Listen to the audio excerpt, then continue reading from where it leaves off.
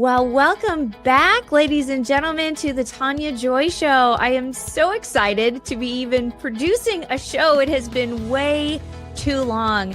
And all of you who have followed the show, who've watched, you know that I love all things entertainment. Anytime I can bring writers, directors, actors, singers, any authors, anybody who is creating something, I love that. That is absolutely what I thrive on. And I am so excited that this is actually the first show of 2026. That seems crazy to say. I think we started this show in 2021, maybe even 2020. So unbelievable we have made it this long and this far, but I am so thrilled for my first guest of 2026 because we have Bridgette Cameron Ridenour with us. And as you probably recognize from her name, she is sister of Kirk and Candace Cameron, and she has her new book entitled Overlooked. And so we're going to talk about that, and we're going to talk about what God is doing in her life and have just a wonderful conversation like we do here. So stick around. We will be right back. But today is Saturday, January 24th. I hope that wherever you are staying warm and you are safe in this crazy snowpocalypse or wherever you are with this weather going through the country right now. But stick around because we're going to have a great show for you. I'm Tania Joy, and this is the Tania Joy Show. Be right back. There's a couple things that I never miss any day ever, and one of them is Cardio Miracle. If I could have, I would have started taking this when I was 20. I began taking Cardio Miracle. And as I did that, almost within a few weeks, I could feel a difference in my energy level. Cardio Miracle has been a game changer in my life. Since I've been taking Cardio Miracle on a very consistent basis, my recovery time is amazing. I really want to be a walking testimonial of what Cardio Miracle does for the body. I feel good all over when I take it. For me, Cardio Miracle is my future insurance policy for a great life and pushing life like I've always done and feeling great while I'm doing it. Being on Cardio Miracle has created a pathway for me to be normal, to be healthy. I really feel like Cardio Miracle has extended my husband's life. It's been amazing. For me as a doctor, Cardio Miracle is a staple. I have seen Cardio Miracle improve the lives of many of my patients with many different types of chronic conditions. This is something that's actually made a huge difference, and it's staying that way. It's not just a fluke, it's real. Cardio Miracle is one of the best things that ever happened to me because when I was searching, I was able to find it. Cardio Miracle for me has really been a blessing in my life. It's just been a special experience for me to be able to have Cardio Miracle. So basically for a 97-year-old, I think that I feel a little more like maybe 87. Cardio Miracle's made it so that I can live day to day without drama and trauma. If you want to know how important Cardio Miracle is to me, I've got my family on. You know, I don't know anything more powerful than to say I have my own family doing this. You know, we want to live our best lives, so I'm doing what I can, and Cardio Miracle is one of the best tools I have on a daily basis. Adding Cardio Miracle, it's like a secret weapon to your health. Everyone should use Cardio Miracle. Cardio Miracle will always be a part of my life. Cardio Miracle for me and my husband has saved our life. Literally. I am so in love with this. I want everybody to know, because if we don't feel healthy, we can't help other people. Cardio Miracle gives me the boost that I need to tackle all the tasks that I have every single day. It was indeed a difference maker when I got on the Cardio Miracle. I'm achieving things I couldn't do even when I was younger. Cardio Miracle for us, for me, for my family, was a lifesaver. Cardio Miracle for me and my family has been, it's been a miracle. I wouldn't even be functioning without Cardio Miracle. I know for a fact. And so I say, thank you, Cardio Miracle. That's one of those miracles in my life that I'm grateful for. We will never be without Cardio Miracle. Cardio Miracle to me is hope in a glass. When you create nitric oxide, you are igniting the spark of life in the cell. It is the miracle molecule. That's why we called this Cardio Miracle, because of nitric oxide and what it can do for the whole body. All right. Well, welcome back, everybody. We are so excited for our show today. We have sister to stars Kirk Cameron and Candace Cameron Bure, Bridgette's new book, Overlooked. And that's what we're going to be talking about today. This book recounts heartwarming stories from their childhood and how later in life, one terrifying but really life-changing moment brought her closer to God and to her purpose. Bridgette's story is truly a message of inexhaustible hope, fulfillment, and a discovery that not only is God's timing absolutely perfect, but his plans for us are also far better than our own. And you and I are never overlooked. So I am thrilled to bring Bridgette Cameron Ridenour into the studio. How are you today? I'm wonderful. How are you? I'm good. This is so fun. And I didn't even realize until I was kind of doing my intro that this is the first show of the year and just how appropriate that is. I didn't even totally put two and two together, but I'm so thrilled to have you on. Well, thank you for having me and the first guest of your show for the new year. Thank you so much. Well, and you know, it's so fun because we've tried to do this. We had kind of booked it back in the fall, and then life happened, and I'm one, and you know, I can tell you are as well. With God's timing, It's always perfect. And so when it doesn't work, I never like to force it. I'm like, you know what? When it's meant to be, it's meant to be. And now, how cool that it's the first guest of the year. I know, so good. I love it. So, okay, let's just get started. Like, you know, people know your name and things like that, but like, tell us your story from your words before we really dive into your book. Like, just whatever you want to share about your background. Oh my goodness. Well, if your listeners were child of the 80s or children of the 90s, then they probably most likely will know my brother, Kirk Cameron, who played Mike Seaver on Growing Pains.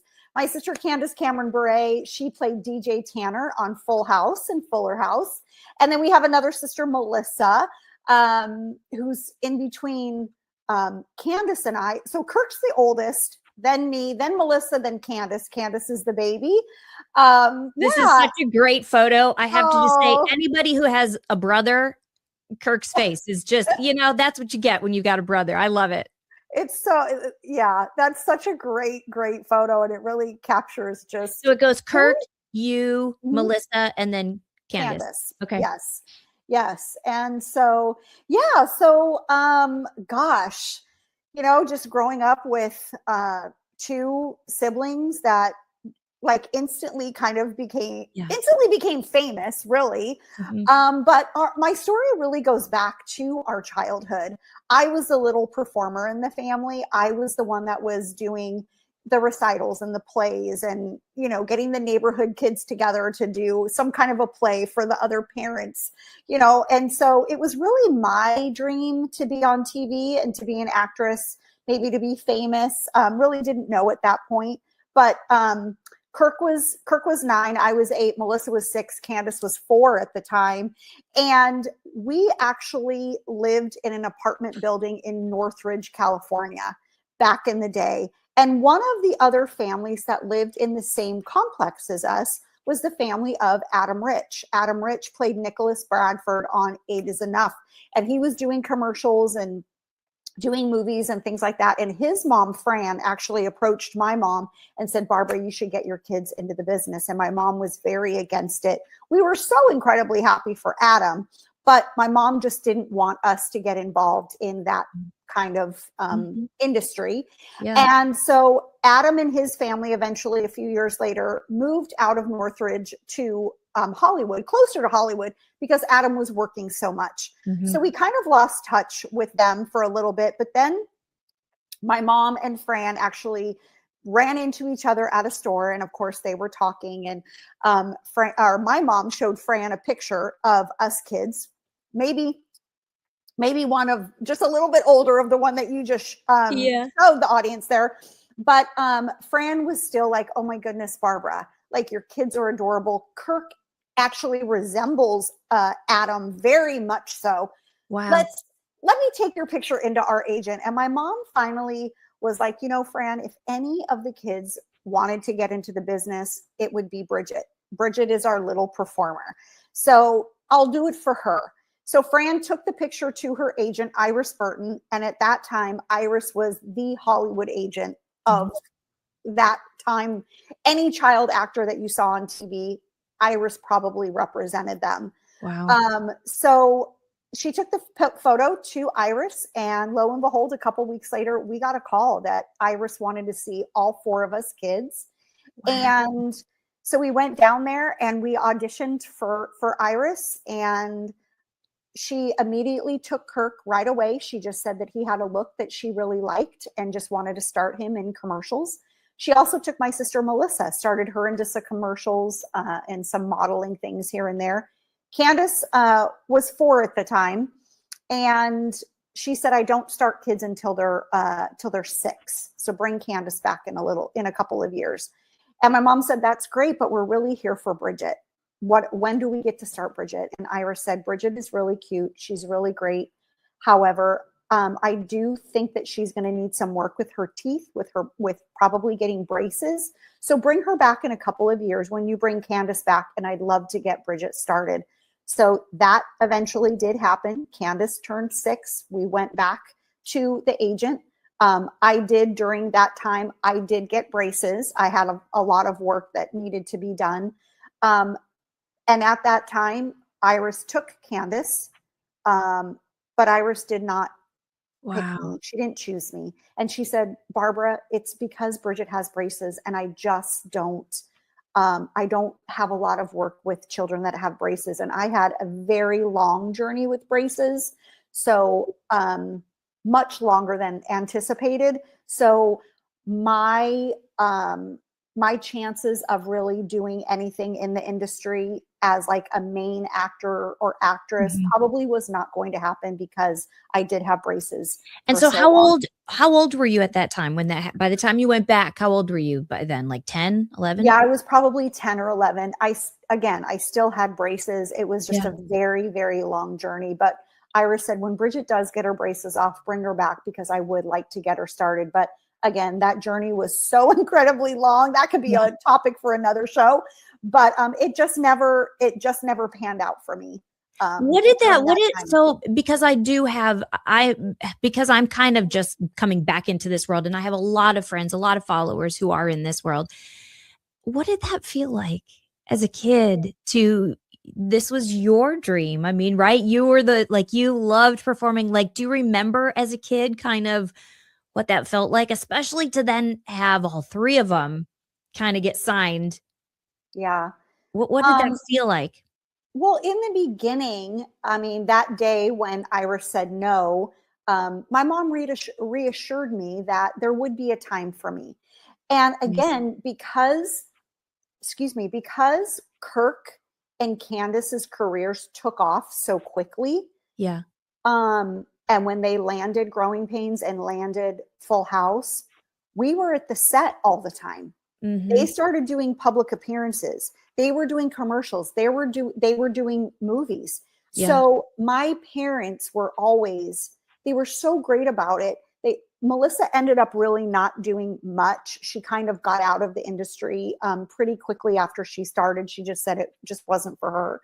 But my mom and dad always kept us as a family. So we were on set all the time when we could. We went to every single taping that we could go to.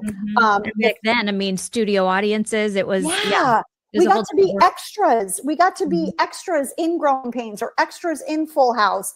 So even though I was not chosen, I was still in the industry that I loved. Nice. Even in my personal, outside of what my brother and sister were doing, I was in school and I was in all the school plays. Nice. I was doing all of the recitals. I was doing all of that. And my family was there for me. They were coming to the schools and seeing me in the performances and things like that. So really growing up, when I was younger, it really wasn't so much of, oh gosh, this isn't fair.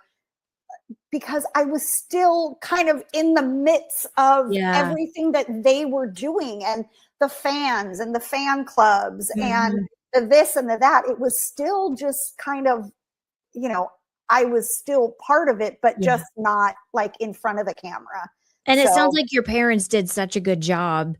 You know, that's really a testimony to your parents to keep the family important and together, because obviously, we've seen stories of other kid actors that it becomes a whole different scenario. So that's really cool. So then you got your braces off, you kept performing, but then you did have a pretty long career, over 20 years of getting to do things, right? Yes. So God obviously had bigger plans for me. He had his plans. So when I actually graduated high school, I was given an opportunity to work on the show Full House with Candace as her stand-in. So a stand-in, that's cool. I love that. Stand-in is someone who rehearses for the child actors, because they have to have 3 hours at least of schooling a day. So they have an adult that comes in and rehearses for them. You get to rehearse with the adult actors, the writers, the producers, the camera people, the guest stars. So when I was approached and given that opportunity, I said, I've never done this before. And they said, that's fine. If you don't like it, you don't have to do it, but we'd love to give you this opportunity. I said, yes. And that just took me on a career of working as a stand-in on Full House. Once Full House was over, I was a stand-in on the show Home Improvement. I got to stand in there, stand in on a lot of different movies, commercials, TV pilots, things like that. So yes, I had over a 30-year career working in the industry, doing everything that I loved, being the actress behind the camera for, everybody else. And it was great. I'm only 4'11", so that my height worked to my advantage, because a stand-in, sometimes they really like them to be the height of the actor or actress. So because I was so petite, that was the advantage of working with child stars. That's amazing. How cool that you got to, and really you guys got to grow up. I mean, my actor friends and writer friends, we all talk about this. Those shows and the things that happened in the 80s and the 90s, I mean, that doesn't really exist today. It's such a different thing. The rom-coms, I have some friends doing a rom-com right now, and it's because like they don't exist, we've gone so far away. And so it's really cool that you got to grow up and be part of that world that was so unique, really and truly, compared to where we are. So then you ended up growing up, and you're married and have children, right? Yes. So you got married and you started a family. Yes. And were you still doing things in the industry at that time? No, I had one really, really incredible audition. And after that audition, I kind of knew that was probably the end of me wanting to really kind of go after this. It was soon after that audition that I met my husband on a movie set. Wow. And he was a grip, and we met and got married, and we both got out of the industry because we knew we wanted a family. And so we had children, and so then I became a stay-at-home mom, which is the best job in the world. It is. And That's amazing. And then, so then bring us now up to date, because this story I've only seen, for those of you that want to know more, you need to check out Bridgette's website, because in fact, I may even pull clips of that short video that you've got, because I watched the short video, which is like your promo video. It's your speaking promo video. And I mean, I was in tears, and it's probably 2 minutes long. I mean, I was just like, oh my gosh. But I definitely recommend people. And we are going to have, for those of you that are watching, I will have Bridgette's website. It'll be linked below so you can find it, but it's bridgettecameron.com, and it's Bridgette with 2 T's. So just so everybody knows, but I will put it linked below. But tell us the journey.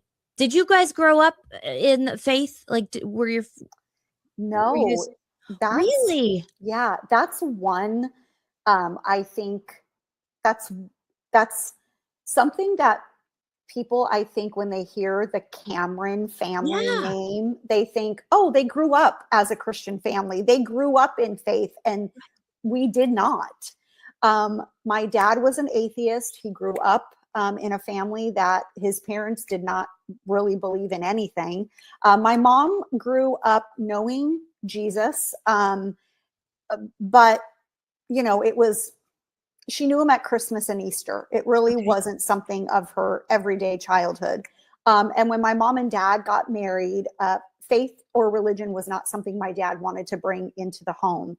And then we became, you know, growing up, we became that, what I call CEO of Christmas and Easter only. That's when we went to church, right? Really.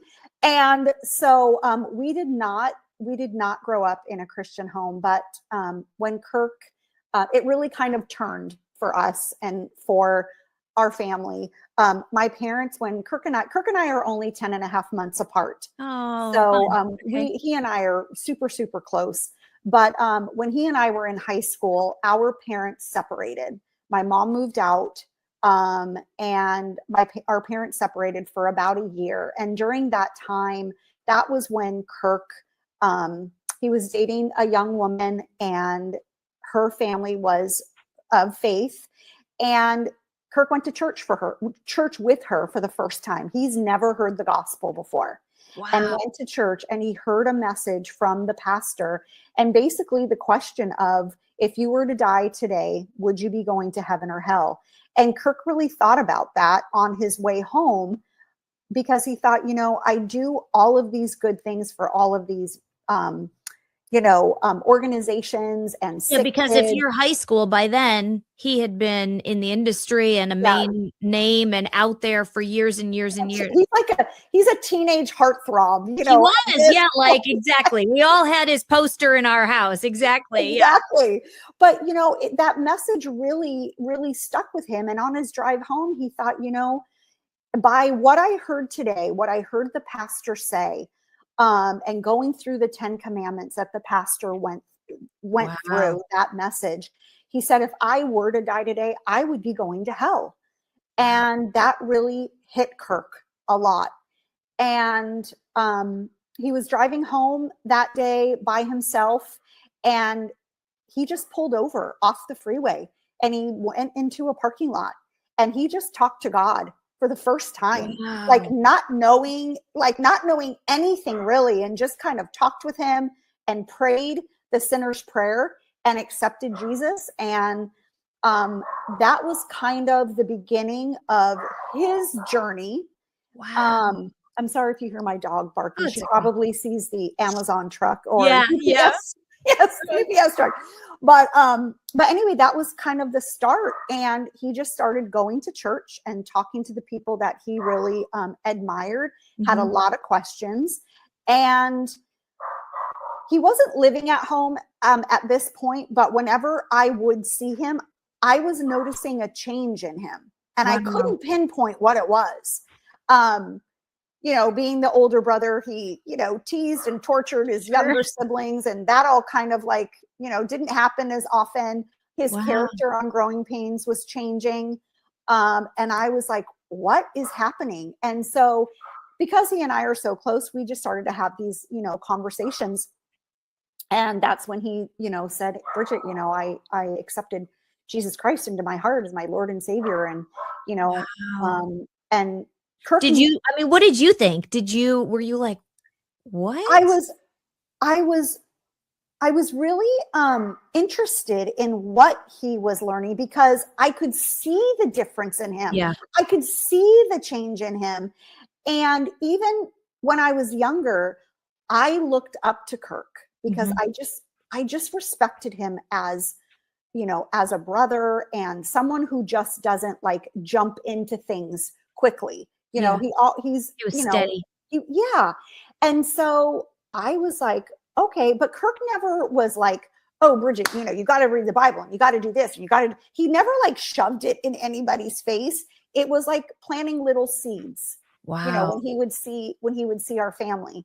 And then he started asking us girls, sisters, if we wanted to go to church. So we were like, yeah. So we kind of started going to youth group and this and that. And my mom started going to church. And again, my parents were still separated at this time.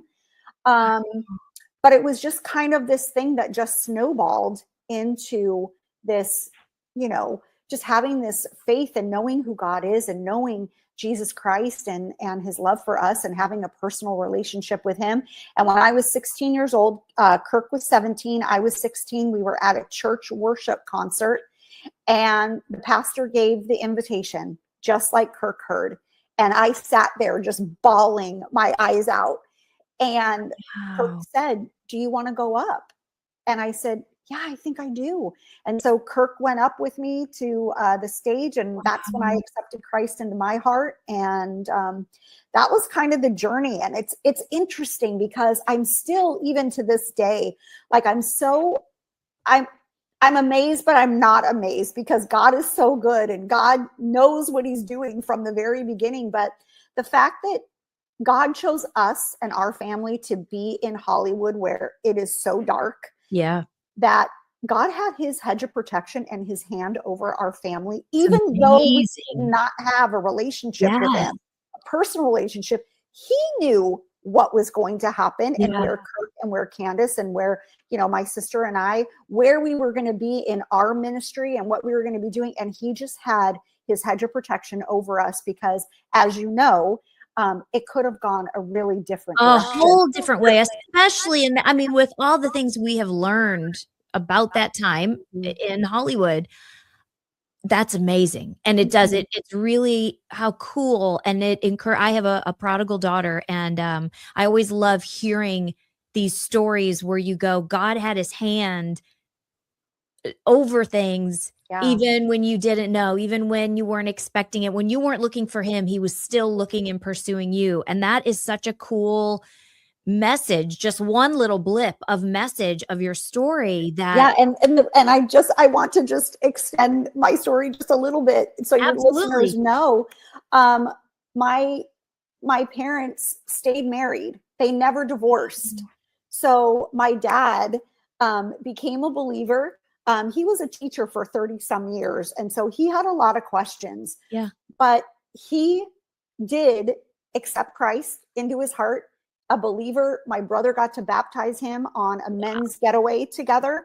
And my parents stayed married. They've been married for, I think, 55 years now. So praise God for that, you know, that God didn't allow that to separate. He really had a hedge of protection and a calling on all of you. And that was just part of the journey. That's amazing. I didn't realize that part of your story. So that is so cool. So then slowly kind of you all got saved. Then you ended up, bring us now to this horrible accident. Because, and fill in any gaps in there, you know, feel free to fill in, but, I know you talk about that in the book, you know, in your book, and that seems like that was kind of a pivoting moment in time that changed your life. Yeah, it really did. In 2015, Kirk was hosting the K-Love Awards in Nashville, and he asked if my husband and I and our children would like to come, and we said absolutely. I did a movie with Kirk, a Christmas movie called Saving Christmas, and Saving Christmas was actually up for a few awards that year. So Kirk said, Bridgette, come to the K-Love Awards, and you know, we'll go to the award show together. And I said, great. Well, growing up, we used to road trip a lot. And so my husband and I thought it would be really fun to road trip from Palm Springs, where we lived, to Nashville, Tennessee. So we packed up our car and we headed out. And this was in 2015. And as we were going through Groom, Texas, we came into a dirt storm. And now we have dirt storms in Palm Springs, but this was something totally different. Yeah. This dirt storm, as we got into it, it blacked out our car. We could not see anything out of, you know, the windows of our car.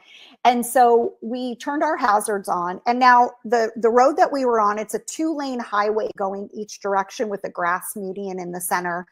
And we turned our hazards on. We started to slow down because we literally couldn't see anything. And eventually we came up behind a semi truck that was stopped, and he had his hazards on. And we sat behind this truck maybe for just seconds. But my husband was driving, and our youngest son was in the passenger side. And then our oldest son and I were in the second row, and our daughter was in the very back row. And my husband just turned and looked at me and said, Bridgette, I just don't feel safe behind this semi truck. And I really didn't think anything of it. And he said, I really need to move the car. I said, okay. So he moved the car to the shoulder of the road to the right-hand side to kind of block. It was very windy outside, but it was a gorgeous day. Other than this dirt storm, it was a gorgeous, beautiful day in Texas.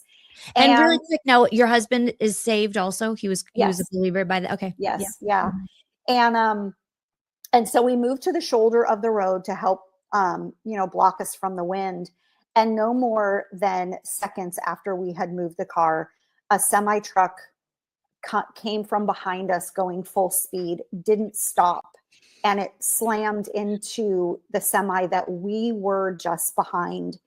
And that's what this picture is. This picture, yeah, that ball of fire was where we were just seconds before that semi truck had hit. The driver of that truck did pass away in the accident. And then you can also see a second semi truck with the red hood. That is another semi truck that came up from behind us, did not stop, and actually turned at the very last second and pushed us into that grass median, hit the back of our car, pushed us into the grass median. That's our car next to the I was going to say, that's your car? That's our car. And then the driver in that truck in the red, he got sandwiched in between, but he was able to jump out onto the hood of our car and yell. And we were pounding on the windshield, and he said, get out, everything's on fire. So my husband and my oldest son, they were trapped on the driver's side. So we all ran out on the passenger side. In this photo, though, it looks like, the clouds are kind of, moving away or whatever. But again, like right before this accident, you literally could not see anything. Yeah. And when I got the kids out of the car, all I could hear were voices in the distance saying, over here, over here, over here. And I told my kids to run. Just listen to the voices and run to the voices. And they literally ran into the darkness because it was so dark out. And, but we all were able to get over to the side of the road and away. But during this time, we found out that there were actually 7 semi trucks that hit each other that day and our car. And by the grace of God, the 5 of us did walk away. The driver that hit, if my husband didn't move the car, the 5 of us would have been killed. We would have been killed instantly. Absolutely. And unfortunately, that driver did pass away. But during that time, that day, that moment, all of the commotion that was going on, God kept putting in my visual Jeremiah 29:11. And I kept seeing it in my visual over and over and over again. And I knew my Bible was in my car at the time, burning. Yeah. Everything in our car was burning. And I knew that it was a Bible verse, but in that moment, I could not figure out what the Bible verse was, but I knew God was telling me something. I knew it. And so after the accident, we were taken to a motel in Groom. And I knew there was a Bible in the nightstand. So the minute I was able to burst through the doors, I went to the nightstand, I opened up the Bible. And that's when God gave me my life verse, Jeremiah 29:11, that says, for I know the plans I have for you, says the Lord, not to harm you, but to prosper you, to give you hope and a future. And in that moment, I literally fell to my knees and I just started sobbing. And I heard God speak to me, and he said, Bridgette, all of those years that you thought that you had been overlooked or you had been forgotten about because the desires of your heart of being an actress or a star or famous or whatever. That never happened for you. But all those years, I have a plan for you. I have a plan for you, Bridgette, and it's going to be bigger and better than what you can imagine. But never, ever were you ever overlooked or ever forgotten about. And it was that day that I fully surrendered, because I had a hard time. I will be honest with you. You know, as a kid, I never really looked at my siblings as being jealous or anything like that, because I was so immersed in it all the time. But once I got married and started having kids, and I was a stay-at-home mom, and I was watching my brother and sister's careers grow, I kept thinking, why them? Why did it happen for them and not me? I don't get it. God, did you forget about me? Did you forget about the gifts and the talents that you created me with? Like, you know, seeing my sister on Dancing with the Stars, I mean, that one was hard because I danced as a little girl. Like, that's what I loved to do. I loved performing. And I just kept thinking, God, why? Why them? They really even didn't want to do it back when we auditioned for Iris. So I kept having those questions. And it wasn't until the accident that God said, Bridgette, I've never forgotten about you. And all those years that you watched their careers grow, I have a plan for you. But you have to trust me and you have to trust me that I have a plan for you that's going to be bigger, and it'll be in my timing, my perfect timing, that I'm going to put you where I am going to place you. And that was the day that I fully surrendered to that. Wow. That again makes me want to cry. Because, and again, not that I don't want to get into my story, but so many similarities. And other than I don't have siblings that, you know, like that, but, and I had a car accident 1.5 years ago and was lucky to shouldn't have walked away. And over the last year, like I'm a lot later. I mean, I've been saved since I was 3 and, have sought the Lord and been on staff at church, love the Lord, but something happened when that accident happened that shifted everything. And that's why I think it hits me, so much. And that concept, I don't think it matters what career or what job or what calling. You know, someone could be a mom and have wanted 12 kids and only got 1, or someone could have always wanted a family of kids and never could have, like, whatever. Everybody can relate to that area in life where you go, God, don't you see my heart? Don't you see my desires? The feeling of being overlooked. Everybody can so relate to that. So did you keep going then from the story? What happened next? What happened after that? Oh my goodness. Well,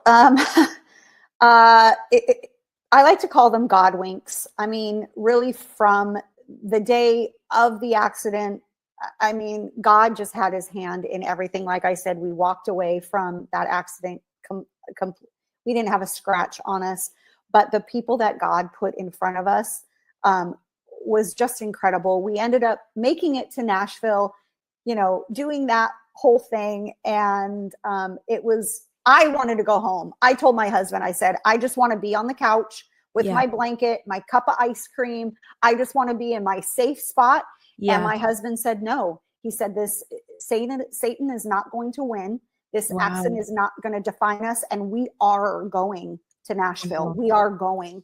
And I just said, okay. And so, you know, we made it. And, you know, now it's, you know, and it's interesting too, because this year, I've had a lot of people ask me, you know, Bridgette, do you have a word this year? Has God given you your word of the year? Yeah. And I said, and he hasn't given me a word yet, but in 2015, when this accident happened, I remember back in the day talking to so many different moms and girlfriends, and they all had life verses. They're like, this is my life verse. This is my life verse. And I was like, I don't have a life verse. And I was like, God, give me a life verse. I didn't want to just pick one out of the Bible. I just didn't want to pick one and not have it mean something to me. But I found it very interesting that God gave me Jeremiah 29 in such a tragic moment that is now my life verse that I stick to. Wow. It's just amazing. But God has got me on this journey now of traveling around and speaking, being on podcasts, guests on podcasts, and speaking to women's conferences, women's churches, women's groups, writing my book, Overlooked. Yeah. Because now your book came out. I'm going to pull this. This came out in 2016. Did you write it? No, this came out 2 years ago. Oh, 2 years ago. Okay. I don't know what I saw. Okay.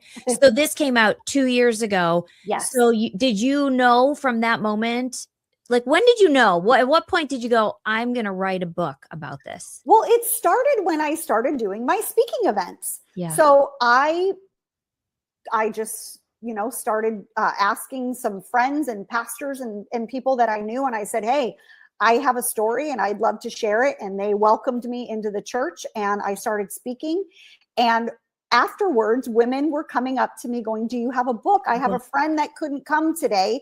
Do you have a book that I could get for her? And I was like, no, I don't. And this kept happening often. Yeah. And I thought, oh my gosh, okay.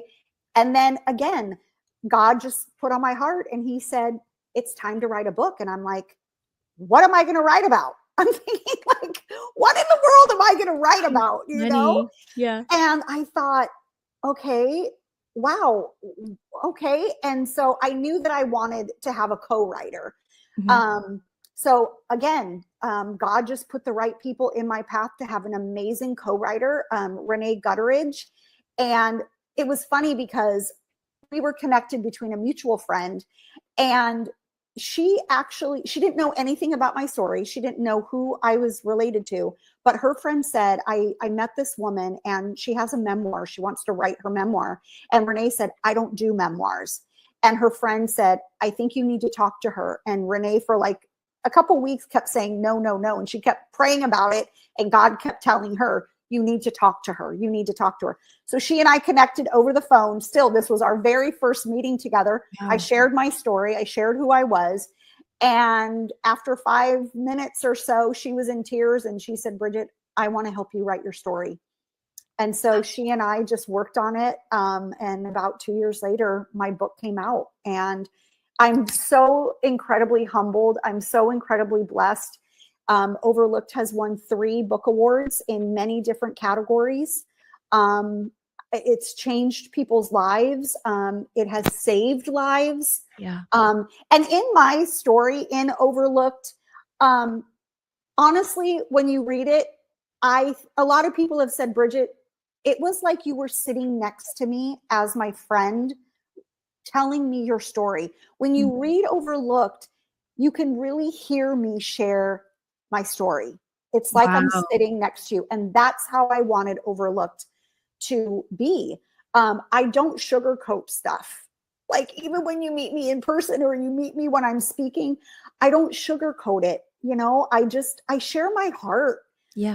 Which is how it should be, because that's that's real. It I think sometimes in our world, because of the celebrityness, whether it's in Hollywood or church, I mean, churches, there's tons of church celebrities, right?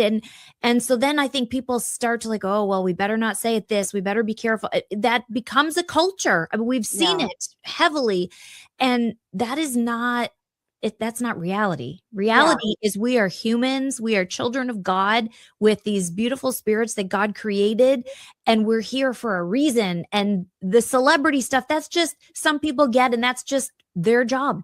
But we're here for a reason, and we are here to love and to tell people about Jesus and be the example. And so I think that's so cool that you are just who you are and you're not worried about sugarcoating it, because that would probably be a detriment, Yeah. And, I mean, if someone has read my book, or if someone's heard me speak and they meet me somewhere, I would never want to hear that, oh, she's totally different than what I read or what I saw. Yeah. I mean, I'm a wife, I'm a mom, I'm a working mom and wife. I mean, I've been there, I've done that. I've been in the thick of it. Yeah. I've had the hard times, and I want women to know that I see you. I've been there, and I always pray before I go and speak, that God would just show me at least one person, maybe, that I've touched, and it's amazing the women that I meet afterwards. Yeah, and it's interesting too because they're everybody can relate to overlooked. But it's interesting when I hear this part of your story, I could relate to, or this, because I'm thinking, oh, okay, people are going to relate to this, but yet it's the other stories that I'm like, really? Right. Yeah, that caught you?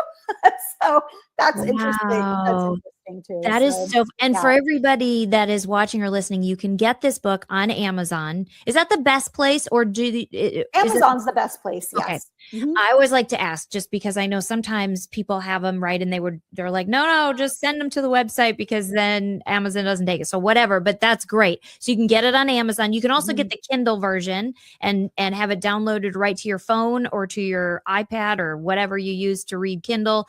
And I had downloaded it before we did this and already started and was literally captured. It's written so well.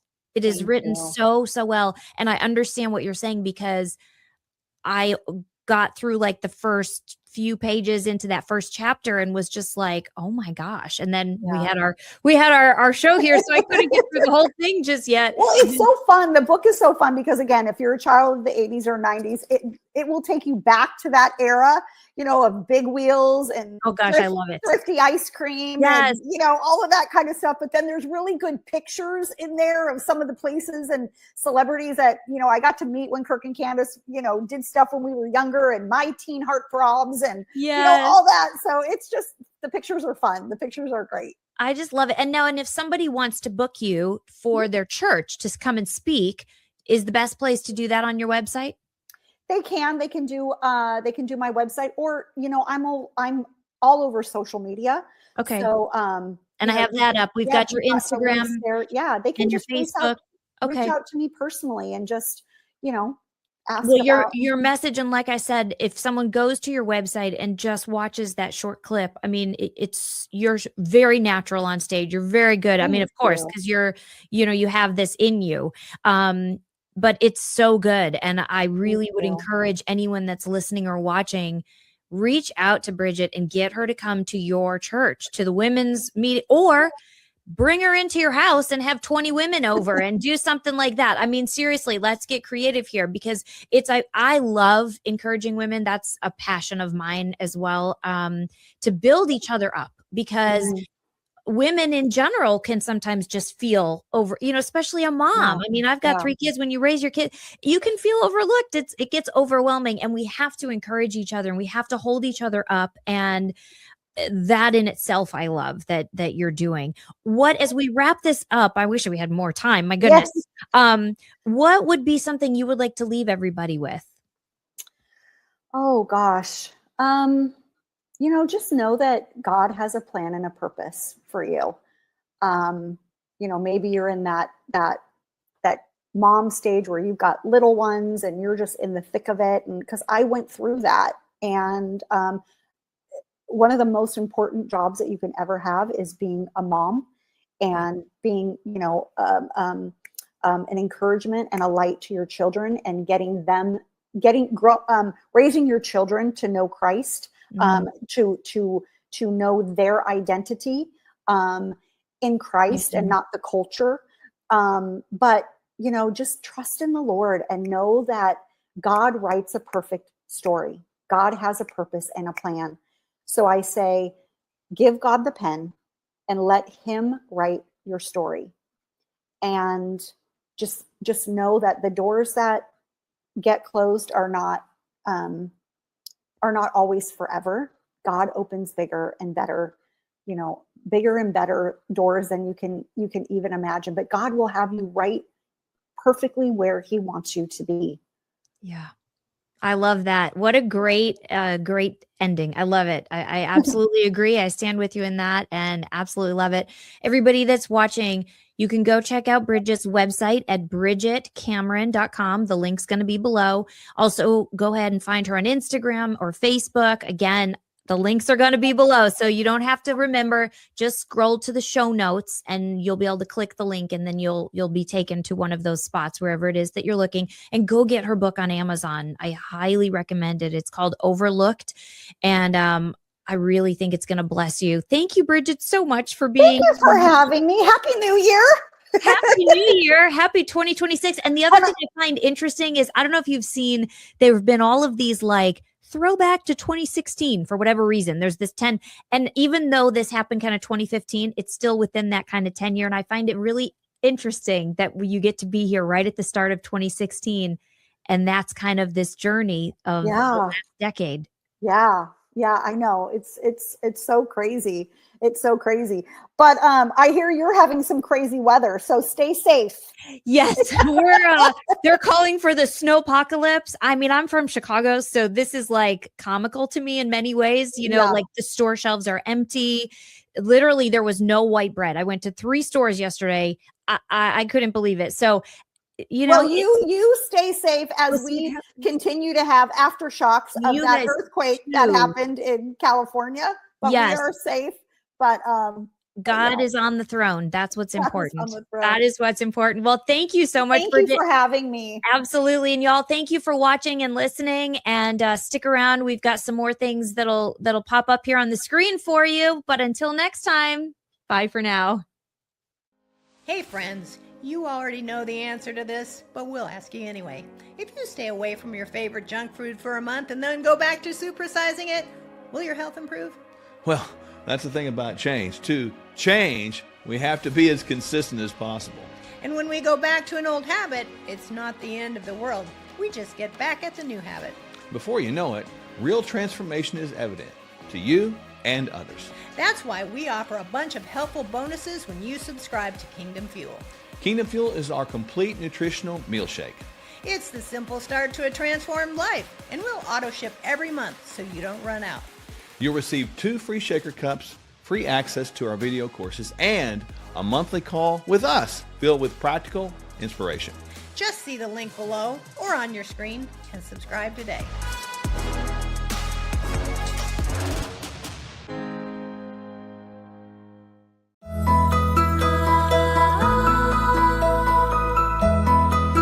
We hope you enjoyed this episode of The Tania Joy Show. Please subscribe, hit the notification bell, and leave us a comment below. Lastly, if you've enjoyed today's podcast, share with those who came to mind. Be blessed, and remember, you were created for such a time as this.